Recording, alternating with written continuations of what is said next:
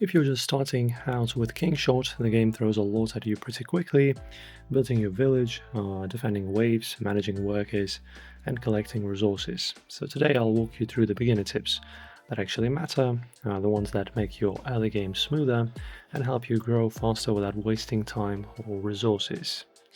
So tip number one, your biggest power spike early is simply having more workers. So upgrade your house capacity first, then assign workers to woodcutting, stone mining, fishing, and farming.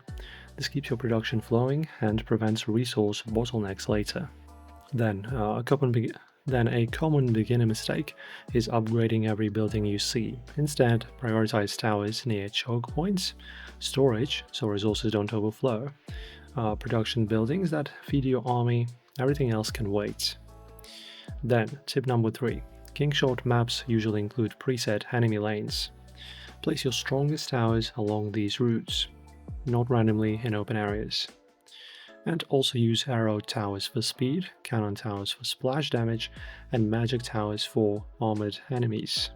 Then also, your hero skills can turn a losing wave into an easy win. Use them when bosses appear, large groups of enemies spawn, your towers start falling behind. Saving skills only makes waves harder. Then Kingshot gives a lot of free progress if you stay consistent. So just check daily quests, quest rewards, event bonuses, and worker achievements. These rewards speed up leveling and give rare materials early. And also don't ignore fishing and farming. You will get food for that, crafting materials, and upgrade for your ingredients. So those are the beginner tips that will help you get through early Kingshot without hitting that frustrating resource wall. If you want a full guide on towers, combat strategies, or fast leveling routes, let us know. Otherwise, thanks for watching, and I'll see you in the next one.